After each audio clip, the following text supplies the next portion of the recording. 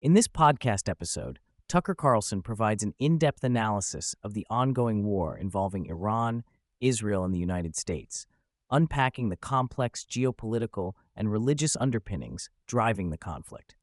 The discussion highlights the evolving global power dynamics between the U.S. and China, the underlying religious motivations around the Third Temple in Jerusalem, and the strategic military developments at play.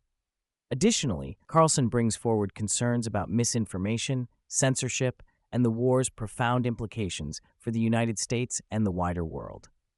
Carlson begins by framing the war within a broader geopolitical struggle about global power.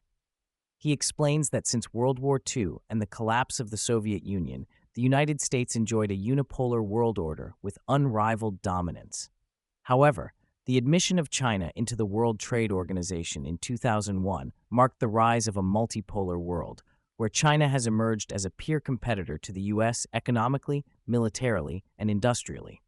This rivalry has unsettled Washington policymakers, many of whom still operate under the outdated assumption of uncontested U.S. dominance. The result is an inflexible U.S. stance unwilling to accommodate China's growing influence, which escalates tensions and risks violent confrontation. Iran becomes the proxy battleground where these great power competitions play out without direct conflict between major powers, notably involving Russia and China as Iranian allies behind the scenes. Beyond geopolitics, Carlson emphasizes a less understood but crucial religious dimension underpinning the war. He details how, unlike Western secular societies, much of the world, including the Middle East, remains strongly shaped by religious identities and histories. At the heart of the conflict is Jerusalem's foundation stone, revered as the holiest site in Judaism, Christianity, and Islam. The site originally hosted Solomon's Temple, destroyed by Romans in 70 AD, and now is home to the Islamic Dome of the Rock and Al-Aqsa Mosque.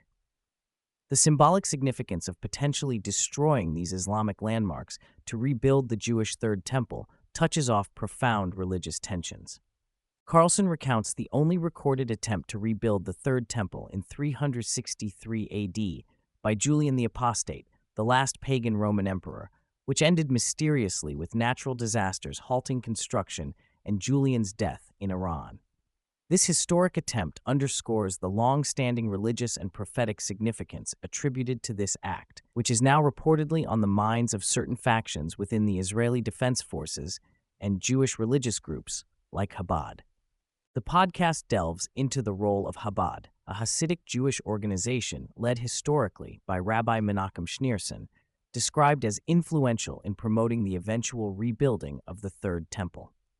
Some Israeli soldiers reportedly display unofficial patches symbolizing the Third Temple on their uniforms, indicating the ideological motivation behind their military actions.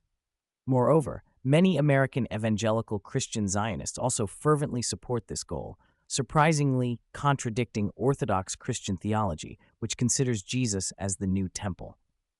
Prominent figures like Pastor Greg Locke are cited calling for drastic measures, including the destruction of the Dome of the Rock, to bring about apocalyptic events.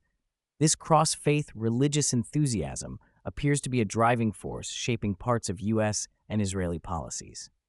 Carlson highlights public statements by government figures such as Secretary of Defense Pete Hegseth, who has expressed support for the rebuilding of the temple and has celebrated past milestones related to Israel in a manner that signals endorsement of religiously framed geopolitical objectives. The implications are serious, given these views influence military strategies. The discussion shifts to the decision to assassinate Iran's supreme leader Ayatollah Ali Khamenei, a rare act of killing a head of a global religion, especially during Ramadan. This act was widely portrayed domestically as removing a Hitler-like figure, but is argued here to have escalated the conflict into a broader religious war with the potential to engulf the globe in sectarian violence involving 2 billion Muslims, 5 billion Christians, and 15 million Jews. The podcast stresses that such an act risks deepening extremism worldwide and damaging U.S. diplomatic credibility long-term. Carlson outlines concerns raised by Israeli rabbis who have suggested staging an incident destroying the Dome of the Rock and blaming Iran, thereby igniting sectarian conflicts among Muslim factions and directing hostility towards Iran. This strategic divide-and-conquer approach could inadvertently provoke a catastrophic global religious conflict spreading into Western countries with significant Muslim populations. The possibility of a missile strike hitting the holy site accidentally in the fog of war adds to the dangers. Tucker Carlson interviews independent military analyst Brandon Wichert to discuss current military realities. They note the depletion of U.S. missile stockpiles, especially Tomahawk cruise missiles, strained by multiple theaters including Ukraine and now Iran. This depletion is forcing riskier tactics such as sending bombers deep into Iran for strikes. The Iranian missile arsenal remains potent and sophisticated, supported by Chinese and Russian intelligence and technology, including hypersonic weapons that are difficult to intercept and have already caused significant damage in Israel. U.S. bases in the Gulf have suffered devastating attacks, weakening American military positioning and forcing difficult decisions on future troop deployments.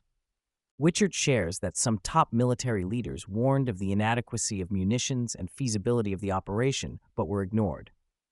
There are also suspicions about the extent to which diplomatic negotiations were a facade to lure Iranian leadership into a vulnerable position. Tucker and Wichert express concerns about political motivations overruling military advice, leading to a wider, longer conflict with unclear objectives. The war has fractured alliances in the Middle East, straining relations with Arab partners who feel betrayed by American prioritization of Israel's defense. The long-term sustainability of the U.S. military's commitment is questioned. Carlson and his guests discuss the growing censorship and harassment of dissenting voices online, including the use of AI-generated videos to discredit critics. They express alarm over official intelligence agencies allegedly monitoring and targeting American citizens who publicly question the war, describing a growing censorious state. The manipulation of public opinion risks shutting down legitimate debate, which is critical amid such high-stakes conflict. The podcast touches on the possibility of the conflict expanding into Iraq and potentially involving ground forces, though analysts are skeptical about the feasibility and likely success of such an intervention in Iran's rugged terrain. There is discussion of regime change objectives, which appear increasingly unattainable given Iran's resilience and deep entrenchment. The podcast mentions vocal U.S. political figures, such as California's Governor Gavin Newsom, criticizing the U.S. relationship with Israel and calling to reassess military support in light of ongoing conflict and casualties. This signals potential shifts in domestic political alliances and public opinion in the U.S., as the war's consequences become more apparent. The episode closes on a sober note about the broader implications of the war for American power, suggesting the conflict could mark the end of U.S. military dominance for a generation and strengthen China's global position. The risk of triggering an extended multi-front conflict with substantial economic and human costs grows with each passing day. The global order, religious fault lines, and interstate rivalries are converging in a way that has not been seen for decades.